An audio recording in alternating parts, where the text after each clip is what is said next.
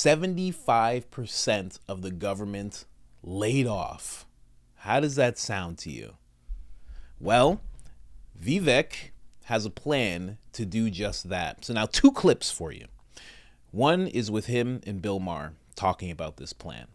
Another is with him and Jordan Peterson talking about this plan.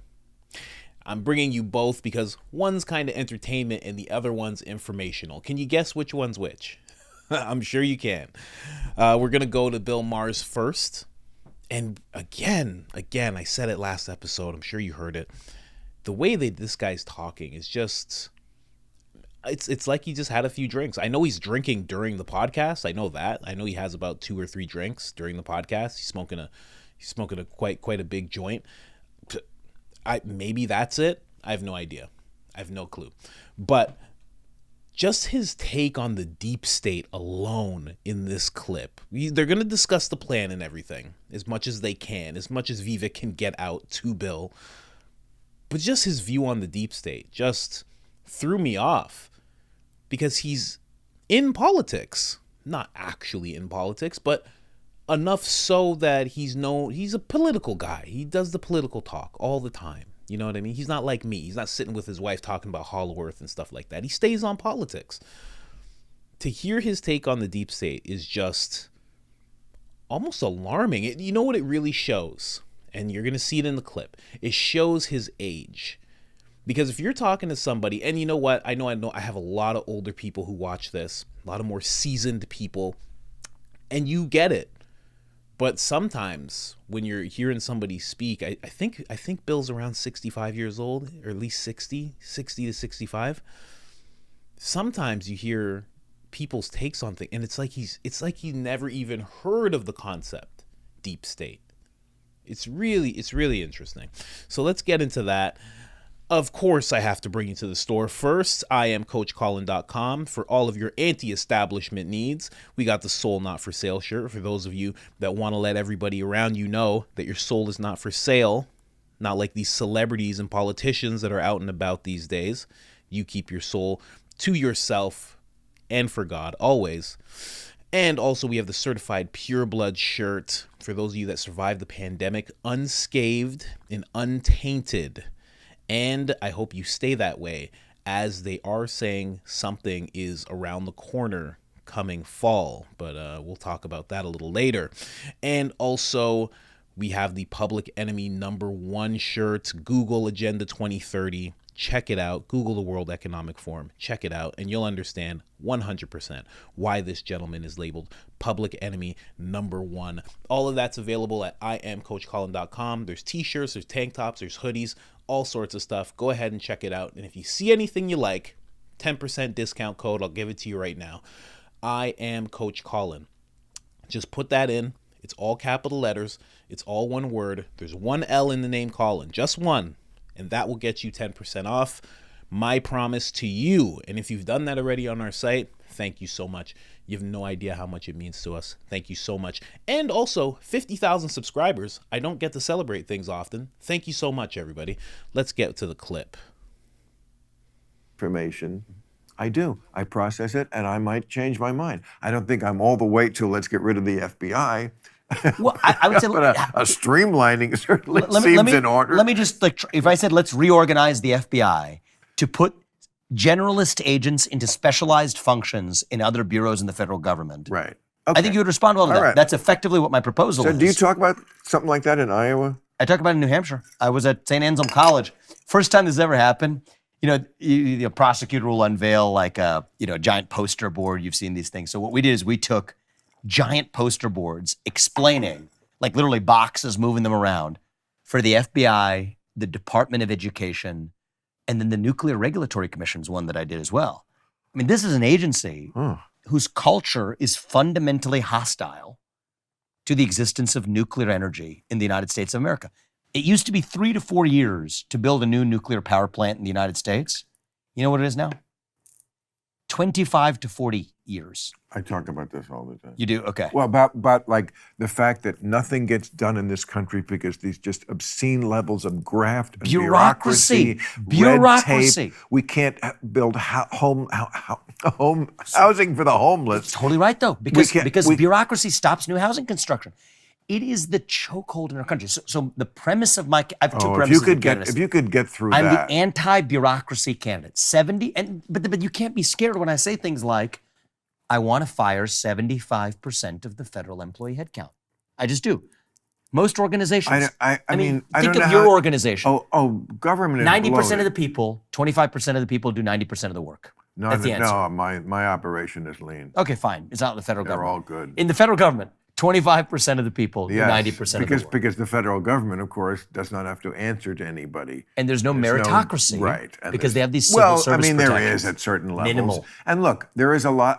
I don't know, this number. And so if you're anti-bureaucracy with me, join me in not being scared when I say the things that we need to do to fix it. No, what I'll say is this. The figure you come up with, 75%, is what I would call rectum derived. In other words, you pulled it out of your ass. So I don't know where we're getting that number. But I will say this. The federal government, the deep state that you're also paranoid about. The deep state exists. It's the bureaucracy. Of course it does. It is the bureaucracy. Right, and most of it is people processing forms and issuing passports and doing things that make the lives of citizens feel like they're living not in a third world country. And this is how a nation ends, not with a bang, but with a really? whimper. This is how a nation ends, with having my passport processed? So here's my litmus test. Yeah, that's how a nation... George Washington, I think so. George Washington, you would agree Alexander Hamilton walk in the streets of this country today, would they be proud or appalled of that bureaucracy? I think they would be appalled because they never imagined I agree. that existed, right? The Department of Homeland Security is a monstrosity. It's a disaster. Right. Total disaster. I know. But there is also the a CDC need for is a disaster. The FDA is a disaster. Absolutely. Right? The what one? The FDA. The FDA. The FDA is a colossal disaster. Of course. And I've dealt with the FDA. I've gotten 5 medicines approved that I've worked on that are now approved. Right. You know that one from the inside, right? We could have developed those at a tiny fraction of the cost. And you know what?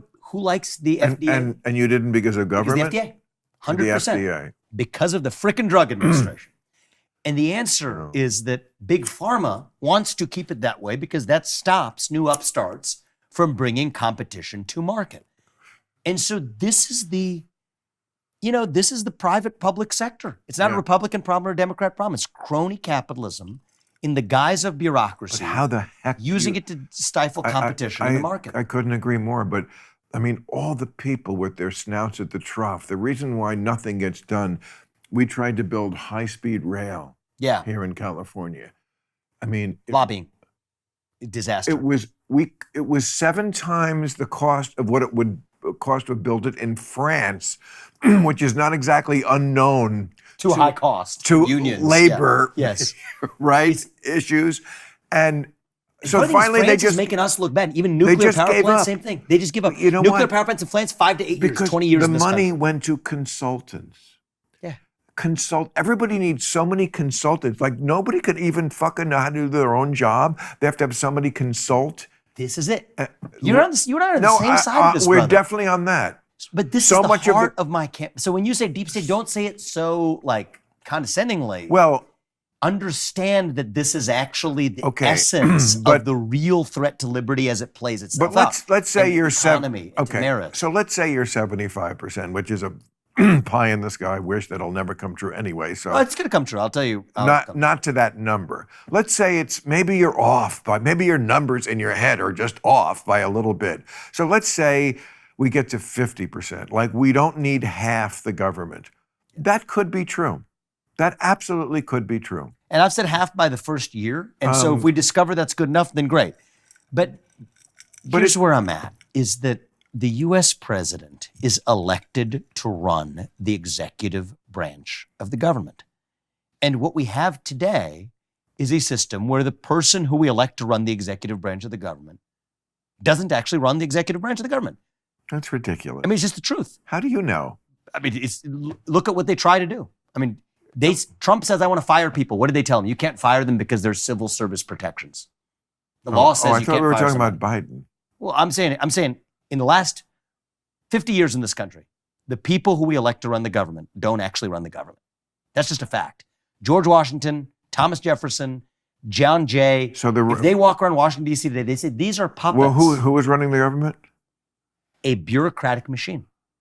The laws aren't made even in the halls of Congress. The person executing the law is not the person sitting in the White House. It is a managerial machine. Okay, and these are good. I'm not conspiratorial it's just, about the evil intentions. I can't believe he doesn't understand the deep state. Like he said the line of, the people who process your passport. When you say deep state, I don't know about you, for sure for me, when I say deep state, I'm not talking about anybody who's processing passports. I mean, who stands in line at the DMV or you're getting your passport processed and you're like, this deep state, man, this deep state's so annoying. It's not that. It's people who are in high levels of government that we don't see, who never get elected out, and they stay in those positions for decades and decades and decades. They're the people who are beyond the president. I obviously preaching to the choir here. If you're watching this video, maybe you don't know, but that is what it is. And just the fact that Bill doesn't know that, and I really don't. I know somebody's gonna say like he's playing dumb. I don't think he is. I think he literally does not believe that there is a deep state that is pulling the strings, so to speak. That is this machine that's just running. Like you insert a president, it runs, it spits out a president, it puts one in, it just keeps running. I don't think he realizes that's how it goes. I mean, he didn't even, Vivek said something that so many people know. The people who are elected for government, they do not end up actually running the government. It's somebody else. It's a series of people. I mean, especially in Biden's case, it's a whole bunch of people. Trump wanted to drain the swamp. A lot of people say he didn't accomplish that. I think he did, myself, and that's just not me just being like I love Trump. I think you got to remember what the analogy is when it comes to draining the swamp. When you drain a swamp, what happens after you drain it? There's a bunch of stuff. You see the car and the tires and the barrels and the bottles and the this and the that and all the things. And, depending where you're from, maybe some bodies, who knows, you know what I mean? But there's a bunch of things there that were hiding that you had to drain the swamp in order to see. And I think with how much Trump has awoken everybody, I think he did his exact job. He exposed the government for what it is. He exposed how it operates, and how it operates in its own interests, not in the people's interests. And some people knew this for a long time, but when Trump got into office, from the first day he announced that he was running, he exposed it all. He exposed the machine. We all saw behind the curtain. We were like, oh, like there's an attack machine within this thing. Vivek actually calls it a epileptic response, like it's having an allergic reaction. That's exactly what they have when Trump entered the picture. But let's move on to the Jordan Peterson clip so he can actually explain what he's trying to do. So he does want to get rid of the FBI, but it's not just dashing the FBI away. He wants to kind of do what JFK was talking about. And I think JFK was referring to the CIA when he mentioned that he wanted to splinter it into 1,000 pieces and throw it into the wind. I think that's what Vivek is talking about as well. He wants to place, a bunch of let's say it's 10,000 people. He wants 1,000 here, 1,000 there, 1,000 there, 1,000 there, 1,000 there. And that just makes a lot more sense. Could be dangerous if they all end up working together. It could be kind of like a brotherhood thing where they all kind of are in different places but all kind of work together. Could end up being something like that, but I'll let him explain, of course. And, lucky for us, Jordan Peterson lets him explain. Let's get into it. So that's one of the constraints that doesn't apply to me. That much, I think, was also true largely of Trump. I think it takes a unique combination, though, because where Trump got tripped up with draining the swamp, gutting the deep state, is what the same members of that managerial class told him when he got into office.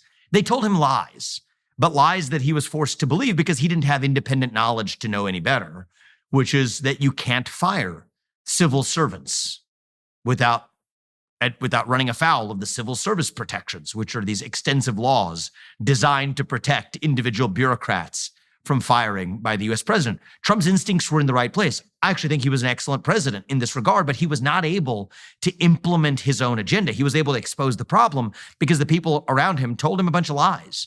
Why are they lies? Well, my suggestion is read the law. Just those civil service protections, to use one example among hundreds, those civil service protections protect against individual employee firings. They do not apply to mass layoffs on their own terms. The law just doesn't apply to mass layoffs. Mass layoffs are absolutely what I am bringing to the DC bureaucracy. I have said that I will lay off over 75% of the federal employee bureaucrat headcount by the end of the first term, 50% by the end of the first year. And we've already offered unprecedented detail on exactly how we will do it, on which of the remaining minority employees in the FBI, minority number of employees, will move to the US Marshals or to the Drug Enforcement Agency or to the Financial Crimes Enforcement Network, which small sliver of the US Department of Education will move to the US Department of Labor, so that we neither need an FBI nor a Department of Education. And we can get into those details, but you're asking about a question of personal attribute. And I think that the personal attribute that really matters here is that we need a US president that is at once an outsider to that system, uncaptured, unbeholden by the donor class and the managerial class, but at the same time who has a deep, first personal, bone deep understanding of how to actually get that job done, and a deep understanding of the laws and the Constitution of this country. Okay, That is what I let me think is ask- actually a rare combination that I'm bringing to the table. Okay, let me ask you about that, because that's very, very complicated. So, first of all, it is the case that in most large-scale institutions, a small number of people do almost all the productive work, right? That's the square root law. Okay, so if you have 10,000 employees, 100 of them are doing half the work. Now, we saw a stellar example of that in Musk's takeover of Twitter, because he dispensed with about 80% of the employees, and all he did was improve the company. Now, Musk has had extensive experience doing that sort of thing with other companies, and he's obviously able to separate the wheat from the chaff. Now, you just made the case that you would like to do the same thing, and you also said that you had a detailed plan to do so. And so what I'm very curious about is, how is it that you believe you will be able to decide who should stay and who should go? And how is it that you've developed this detailed plan? Like, what sort of analysis have you conducted that enables you to determine what should be shrunk and how, and to know that that's going to cause beneficial rather than damaging consequences? So there's something we have going for us here, is that I don't have to start in a vacuum. There is this thing we call the US Constitution, already proven, time-tested, to be the best operating manual for a nation and preserving liberty and human history. That's certainly my view. Well, it turns out that much of the excess we have seen came from running afoul of that operating document. So many of the administrative agencies that were created in a manner that Congress actually never gave those agencies the power to wield the power that they do. The Supreme Court has, in the last 2 years, already begun to recognize that. West Virginia versus EPA, a case where the Supreme Court held that the EPA's climate-focused regulations on the coal industry, were unconstitutional because we, the people, never gave the government that authority. And Congress, in turn, never gave that authority to this 3-letter agency, which nonetheless ran afoul. Well, if those EPA regulations are unconstitutional, then it turns out most of the federal regulations today are also unconstitutional. Turns out most of the employees implementing those regulations are actually unnecessary. So in many ways, I don't think we have to start in some first principles whiteboard of a vacuum and say, how are we going to design and draw this up? That would be a fatal conceit, I think. That would be hubris, I think, designed for failure, to think that one man, Elon Musk or myself or anybody else, is just not going to happen. It's destined for failure. But if you're following a time-tested framework for the operating manual for this nation, an operating manual built in the shadow of the Declaration of Independence, the greatest mission statement for a free society in human history, well, then I think we actually are doing nothing more than implementing that which is already time-tested and true. And so, I don't want to, short sell myself here I'm 37 years old. I've built multiple multi-billion-dollar companies. I do understand that if somebody works for you and you can't fire them, that means they don't work for you. I understand what meritocratic hiring looks like. You work for them. You're in some ways their slave because you're responsible for what they do without any authority to change it. So I understand these principles, but it's not that experience-based, not Donald Trump's, not Musk's, not mine, that could be sufficient to get this right at the level of the nation. It is actually a firm understanding and commitment to the Constitution itself. And that brings me back to that rare combination. You can't rely on your advisors for that. That is not a substitute for saying, okay, I'm bringing executive experience and then I'm going to ask my advisors how it's done within this legal framework and ask the lawyers. And I think that's the difference between me and Trump. And I think that'd be the difference between me or someone like an Elon Musk or anybody else who is great as a business builder and is a good alternative to the professional political class doing this in Washington, D.C. But I think it requires a deep intellectual, historical, principled understanding, passion for, and commitment to that Constitution to see that through, but not doing it as somebody who's coming in as just a law professor or a lawyer. They're not going to have the skill set to actually, the fortitude to cut and see that through. And that explains why we haven't had leaders to that effect yet, because that is a rare combination. Those skill sets aren't supposed to go together, right? These are different skill sets for a reason. Why did they go together in your case? Man. So this is a great podcast. Definitely check it out. Jordan Peterson, Vivek. It's called A Resurgence of Vision. That's what it's called. It's on Jordan Peterson's channel. It's great. Now you heard the whole plan. Let me know what you think about that plan. I think it sounds pretty solid. And it makes perfect sense because he's a business guy. The same reason I like Trump. I remember years before Trump got in office, there was this billionaire. I think it was Jean-Paul DeJorio. I think he's like, you should let us business guys run the country. He's like, we know how to run a business. He's like, America's a business. Which, yes and no. It's a crunch. It's a nation. But I remember hearing that and being like, that's kind of true. And then all of a sudden Trump came along and I was like, oh, well, this guy would be great then because he's done it. He's done it all. He's built billion-dollar businesses. He's lost billions of dollars. He built it back up even more. That's everything you need to know. You need to know how to build something. You need to know how to handle it when you lose, and you need to know how to build it all back and have that resilience. So he had that in spades. So now when I see Vivek talking about this, it makes perfect sense. And that brings me to what Bill said about the 75% being something that he just pulled out of nowhere. He didn't even take the time to ask, like, where did you get 75%? It's such a funny contrast, Jordan Peterson to Bill. And, obviously, it's a huge contrast. They're completely different people. But Bill didn't even have the sense to be like, this is a man who's built billion-dollar businesses.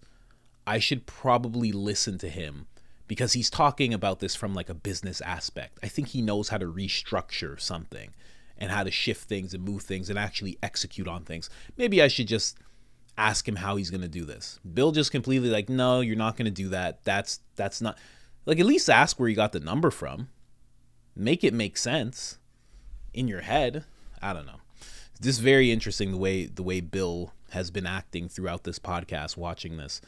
It's almost to a level of disrespect. I think the disrespect is coming from the fact that Vivek is so young. He's 37. Again, I think Bill Maher is anywhere from 65 to 60 years old. So he's half his age. So he's just treating him like he's half his age. He's treating him like a kid, basically. It's telling him he doesn't have the wisdom to run the country, telling him that he can't bring the people together, telling him he can't handle the position of power. Just wild. But, of course, Jordan Peterson to the rescue. lets him explain everything, and asks him a perfect questions as well. Again, this is a great podcast. They talk about all sorts of things. They talk about, podcasting and how that's affected everything, what people being lied to and how that needs to stop, where Trump went wrong. They talk about the intersection of science, business, and law. They talk about the U.S. president and what abilities he needs to have. They talk about what a renewed America will look like. They talk about Vivek's vision.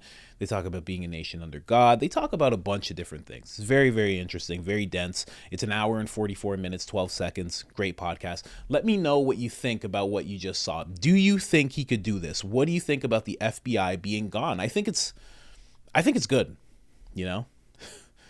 for anybody watching, I want to be safe, but I do think it's good. I think it's not necessary. And I think that I'll just say it. They've been no good for a long time. When you think about what the FBI has done, and of course you can include the CIA in that as well. But when you think about what the FBI has done and how many years they've been doing it, they are a huge part of the deep state, huge part of it.